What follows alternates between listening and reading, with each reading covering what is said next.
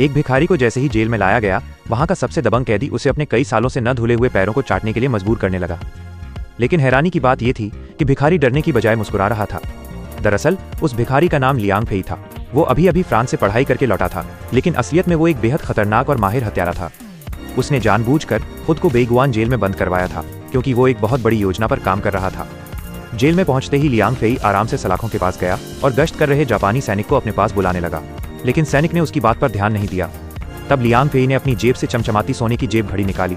घड़ी देखते ही सैनिक लालच में उसके करीब आ गया। बस फिर क्या था, अगले ही पल लियांग फेई की आंखों का रंग बदल गया। उसने बिजली जैसी तेजी से दोनों हाथ सलाखों के बीच से निकालकर सैनिक की गर्दन पकड़ ली और एक ही झटके में उसकी गर्दन तोड़ दी। ये सब इतनी तेजी से हुआ कि कुछ देर पहले तक अकड़ दिखाने वाले सारे कैदी डर के मारे कांपने लगे। लेकिन लियांग फेई का मकसद उनसे लड़ना नहीं था। उसने तुरंत बाकी सभी बैरकों के ताले खोल दिए और सभी कैदियों को आज़ाद कर दिया, क्योंकि उसका असली मिशन जेल में बंद एक गुप्त क्रांतिकारी संदेशवाहक को बचाना था। पूरी जेल में भगदड़ मच गई। सभी कैदी बाहर की ओर भागने लगे, जबकि लियांग फेई भीड़ के उल्टी दिशा में दौड़ता हुआ अपने साथी को खोज रहा था। आखिरकार गलियारे के आखिरी छोर पर एक कैदी ने गुप्त संकेत का जवाब दिया। पहचान पक्की होते ही दोनों तेजी से जेल के स्नानघर की ओर भागे और वहां तैनात सभी पहरेदारों को चुपचाप खत्म कर दिया। उधर बाहर मौजूद क्रांतिकारी दल पहले ही नाले में विस्फोटक लगा चुका था। लियांग फेई अपनी जेब घड़ी में समय देख रहा था।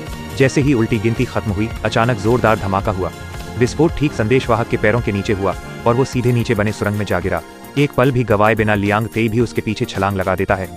कुछ देर बाद दोनों गंदे नाले से बाहर निकलते हैं। बाहर खड़े साथी मुस्कुराते हुए पूछते हैं, कैसा रहा हमारा निशाना?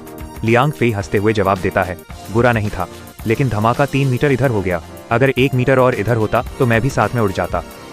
मिशन पूरा करने के बाद लियांग फेई सीधे अपने घर की ओर निकल पड़ता है। आज उसके दादा लियांग जिंगतियन, जिन्हें जिनान शहर का सबसे बड़ा मार्शल आर्ट मास्टर माना जाता था, उनका 70वां जन्मदिन था। पूरा लियांग परिवार जश्न में डूबा हुआ था। घर मेहमानों से भरा हुआ था और दादाजी पूजा करने ही वाले थे कि तभी अचानक जापानी सैनिकों का एक दल वहां आ धमका। उनके साथ एक घमंडी जापानी अधिकारी भी था। उसने घमंड से कहा, सुना है तुम जिनान के सबसे बड़े योद्धा हो, इसलिए जापान के मशहूर तलवारबाज तुमसे मुकाबला करने आए हैं। दादाजी ने साफ इनकार कर दिया, लेकिन जापानी जबरदस्ती लड़ाई करवाने पर अड़ गए। तभी लियांग फेई की बहन आगे आई। उसने कुछ ही वारों में दोनों जापानी तलवारबाजों को जमीन पर गिरा दिया। ये देखकर उनका नेता गुस्से से आग बबूला हो गया। उसने अपनी तलवार निकाली और पूरी ताकत से हमला कर दिया। बहन ने बहादुरी से मुकाबला किया, लेकिन पहले की लड़ाई में वो काफी थक चुकी थी। मौका मिलते ही जापानी अधिकारी ने उसे उठाकर जोर से लकड़ी के खंभे पर पटक दिया। वो दर्द से कराहते हुए जमीन पर गिर पड़ी और उसके मुंह से खून निकलने लगा।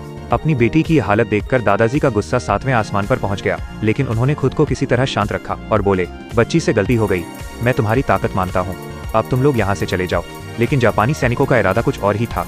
उन्होंने भीड़ में से एक छोटे बच्चे को पकड़ लिया और उसकी जान की धमकी देकर दादाजी को लड़ने पर मजबूर करने लगे। जब दादाजी ने देखा कि ये लोग मासूम बच्चों तक को नहीं